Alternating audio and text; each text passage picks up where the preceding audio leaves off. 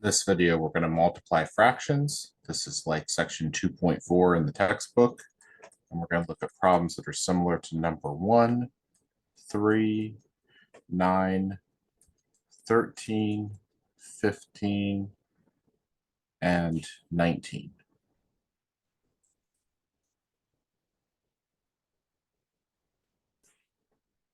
First problem we're going to look at is 5 over 9 times 1 over 2. And we're going to multiply straight across. 5 times 1 is 5. 9 times 2 is 18. There are no common factors between 5 and 18.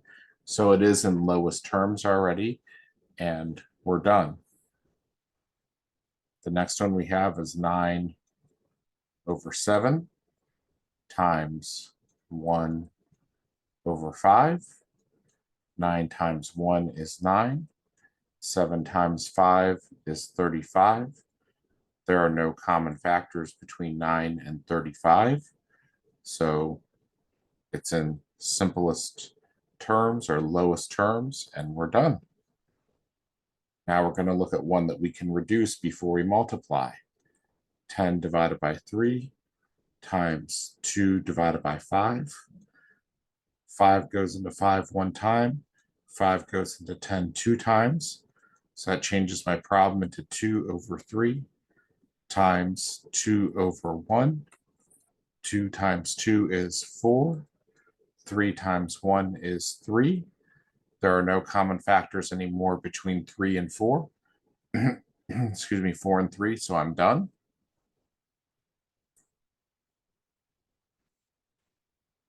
Now I want to multiply 0 times 8/5.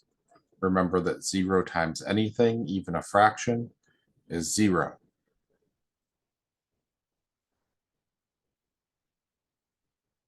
So now let's multiply 1/12 times 1/8.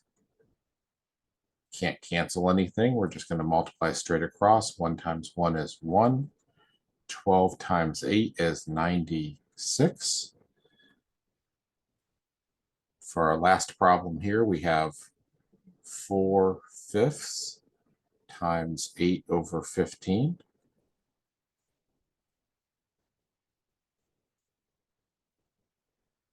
There are no common factors between 4 and 5, no common factors between 4 and 15, no common factors between 8 and 5, no common factors between 8 and 15. So I just have to multiply straight across here. 4 times 8 is 32, and 5 times 15 is 75. Since there were no common factors over here when it was broken down a little more, there's no common factors here when I've multiplied everything together. Check that if you want to, making a factor tree. But we've got a bunch of 2's up here, and we've got 3's and 5's down here with no common factors. So this is in simplest form or lowest terms, and we're done.